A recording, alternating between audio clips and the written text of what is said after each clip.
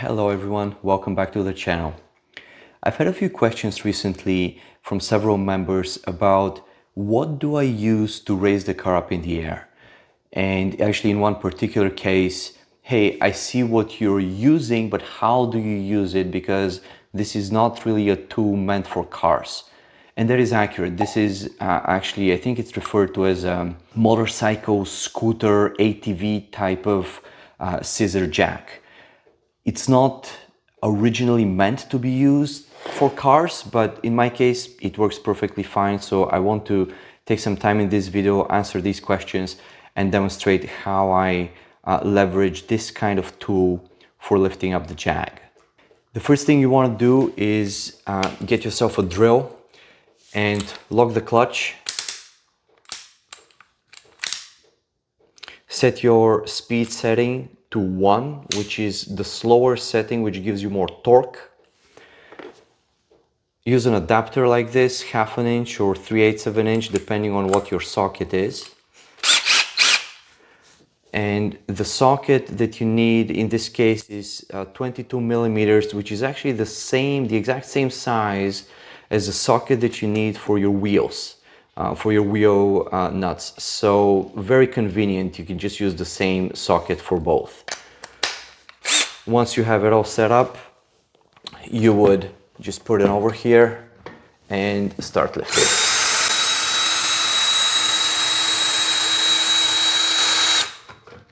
All right, now let's take some time and discuss a few details here. If you look at products like this, there are many companies that seemingly make pretty much the same product. They're clones of each other, more or less. But one thing you may want to look out for are these holes here at the bottom, because they allow you to have this kind of additional safety pin that you could slide in and prevent the Jag from accidentally slipping back and collapsing on itself. So it's good to have these various lock points here. If you were thinking of buying something like this, just look for those. I think it's a good added feature. There is difference in the thickness of the metal. Again, look for products that have thicker X sort of metal pieces here. And that's more or less it when it comes to the jack itself. But there is a little bit more in the whole picture in order for this jack to be able to lift the car.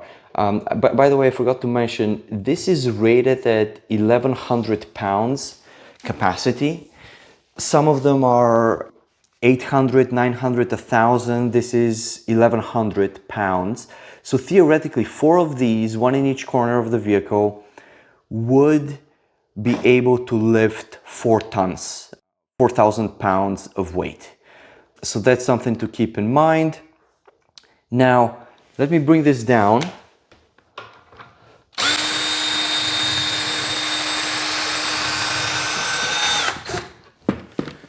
Okay. The thing about this product is, or really all of the ones that are like this, is that even though these plates are relatively thick, they're not thick enough to carry the entire load of the vehicle or the 1,000 pounds, let's say, that you're lifting just over here. And the reason why I mentioned that is because you would be using a puck like this, right? You would be using a puck like this under the vehicle, and then the entire force or weight of the vehicle would be concentrated on this little area. And if you have the puck sitting like this, it would literally bend the stand. It would bend it down and sort of have it cave a little bit. So what I do is I use a wooden piece like this. Actually, you can see where the puck has been sitting here. I would place the wooden piece across.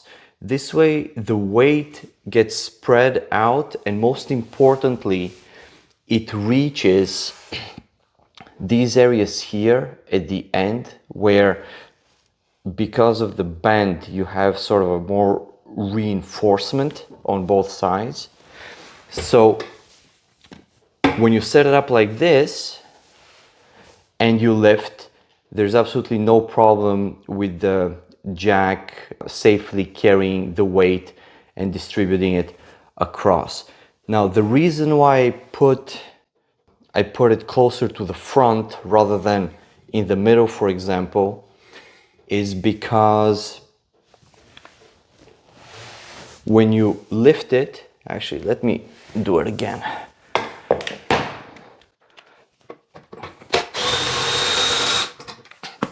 When you lift it, you can see that the higher it goes, the narrower the X gets. So by placing the puck closer to the front, you're basically centering it in this section rather than having it further back where there isn't much support. So just something to keep an eye on when you start lifting, just have your puck closer to the front.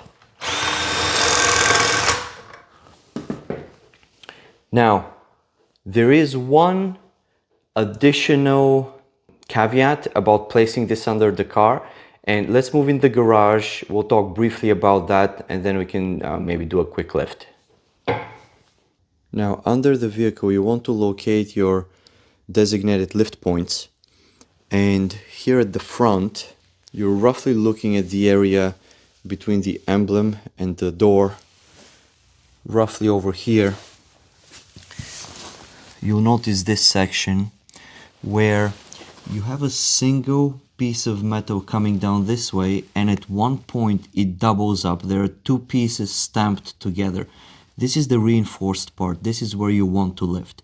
And it starts from here, this bulge, and then down to here. Right, so this is the section where you want to lift. You will not be able to place the puck in the middle. So it either has to be at the back or at the front. Both work. And the puck more or less just sticks in there. And once you know where you're putting your puck exactly, you then want to center the jack straight underneath. You would have the wood come in, you would have the puck come in, and then you would start lifting. You may want to hold the puck in place with your hand until the wood touches it. There we go. And once this is nice and tight here, you don't need to have your hand underneath. Remove it. Start lifting. So that's more or less it. Now, keep in mind, once you lift as high as you need, you can use this extra security pin in one of the holes. And of course, after the car is raised up, you always want to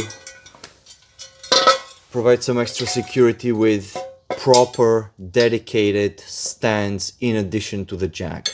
Now this is a wide platform. It's pretty stable. It doesn't really wobble front, back, left and right. There are two very wide and solid plates, but don't rely just on this. Always use a proper stand or two or three under the vehicle, especially if you're going to be physically going under. Just be safe, folks. All right, I hope this was useful. Best of luck in your future maintenance and upgrades that you're doing to your vehicle. And I hope to see you again in the next video. Take care.